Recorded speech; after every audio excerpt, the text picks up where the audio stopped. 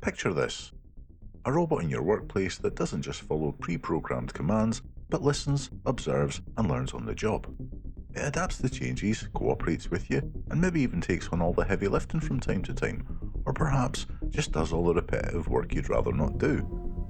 Now, this isn't a scene from a movie, it's embodied AI, and it lives in the machines that move through the world around us, and in just the past year, the progress has been astonishing.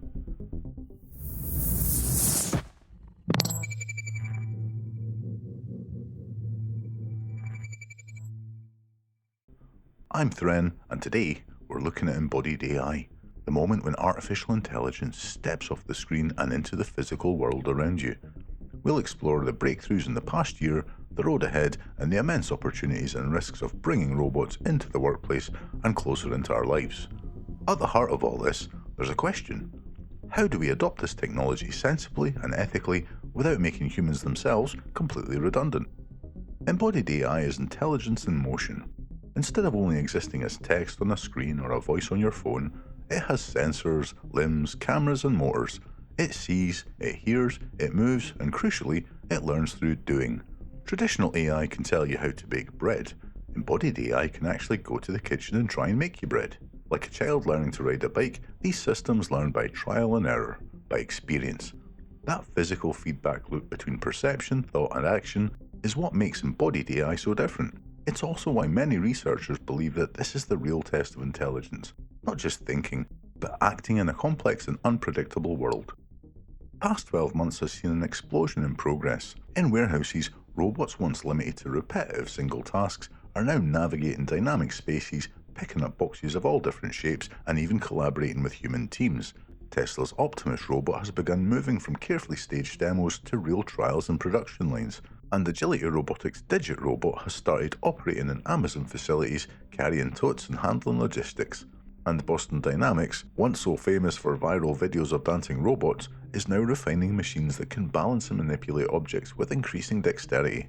Meanwhile, AI research labs have been pushing the boundaries of integration. Google's Gemini Robotics project introduced a model that fuses language, vision, and reasoning, giving robots the ability to understand verbal instructions, plan steps, and then act on them. This isn't just follow the command, it's comprehension and adaptation. Another milestone is Elmer, an embodied AI framework that leverages large language models like GPT-4 to guide robots through multi-step tasks in real time. Imagine telling a robot, "Make a cup of tea." But it not only knows the sequence, but adapts if, say, the mug is missing or the kettle is already full. That's where things are heading. And at the cutting edge are vision language action models, systems that connect the robots to what they see and how they talk and how they move. NVIDIA's Groot and Figure AI's Helix shows that a single model can interpret vision input, understand the goal, and generate physical actions, and that's a holy grail for humanoid robotics. This progress isn't confined to the labs. Earlier this year, Beijing hosted the first World Humanoid Robot Games. Robots sprinted, played football, and often hilariously collapsed into heaps. Those failures were as instructive as the successes. The spectacle proved both how far we've come and how difficult the road still is. And beyond the arena, the message was clear. Nations are treating embodied AI as a serious frontier of innovation. So where do we go from here? Cities like Shanghai are racing to become hubs for embodied intelligence, with bold plans to cultivate hundreds of companies, applications, and products in just a few years. And in labs, the focus is shifting towards multi-agent systems, not just single robots, but teams working together. Imagine a fleet of robots coordinating to assemble a building, or a pair of humanoids working seamlessly alongside human teams in a hospital or care home. Researchers are also trying to solve the notorious sim-to-real gap. Robots often learn in simulations where conditions are clean and predictable, but the real world isn't like that. Digital twins, high-fidelity virtual copies of real spaces are emerging as a bridge, letting robots train in a realistic digital environment before they hit the ground, literally, and get really messy. And beyond today's approaches, there's neuromorphic AI, an attempt to build chips that mimic the brain's biology. These could give the embodied robots the adaptability, speed, and energy efficiency needed to truly operate in the wild. But here's where things get complicated, and where we need to really slow down and think. Because the biggest question isn't just what can embodied AI do, it's what should it do. When we talk about robots in the workplace, it's easy to imagine a future where machines displace humans entirely. If a robot can stock a warehouse, do we need a warehouse worker? If a humanoid robot can work in retail, do we still need shop clerks? And this fear isn't new. Every wave of automation, from the spinning jenny to industrial robots, has raised the alarm about jobs. But embodied AI doesn't have to mean redundancy, it can mean augmentation. We already see this in practice in Germany's automotive factories. Cobots, collaborative robots, work alongside human technicians. They hold a part steady, lift heavy panels, or perform precise and repetitive tasks, while humans handle the fine adjustments and quality control. Instead of replacing workers, the robots reduce strain and injury while the people focus on skilled craftsmanship.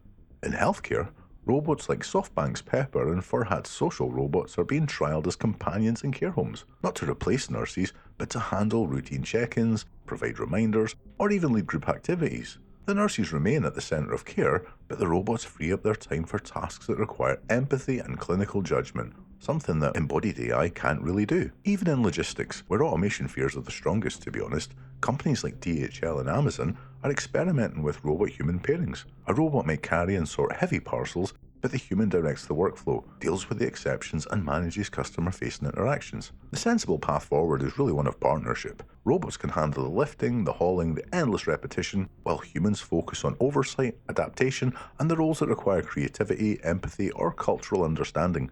That requires intentional choices, of course. Companies and governments will need to set guardrails and guidelines, labour protections, retraining programs, and policies that ensure new productivity gains actually benefit workers as well as shareholders. If we introduce embodied AI recklessly, we risk hollowing out livelihoods and deepening inequality. But if we integrate it thoughtfully, it could open the door to safer and more dignified work for millions of people.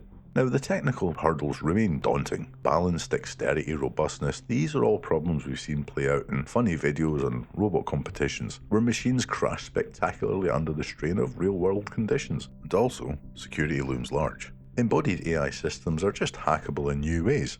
Trick a camera, disrupt a sensor, and suddenly you've compromised not just data, but physical security and safety. Then there's the social and ethical dilemmas. How much should we trust humanoid co-workers? How do we prevent people from over-anthropomorphizing machines that mimic human expression and voices? And where do we draw the line in roles that involve care and companionship and authority? These are not problems for engineers alone. They're questions for society, for workers, ethicists, regulators, and all of us who have to live and work alongside these machines one day. Embodied AI is no longer a distant dream. In the last year, it's leapt from the lab and into warehouses, into your home, the factory, and onto the global stage. The next step promises even more: collaboration, intelligence, and adaptability that could reshape our workplace and our lives. But this revolution is not inevitable, it's a choice. We can choose a future where robots replace, or one where they empower. A future of displacement or of dignity. The technology is advancing at breakneck speed, but whether it serves us well depends on how well we guide it, regulate it, and weave it into the fabric of human society.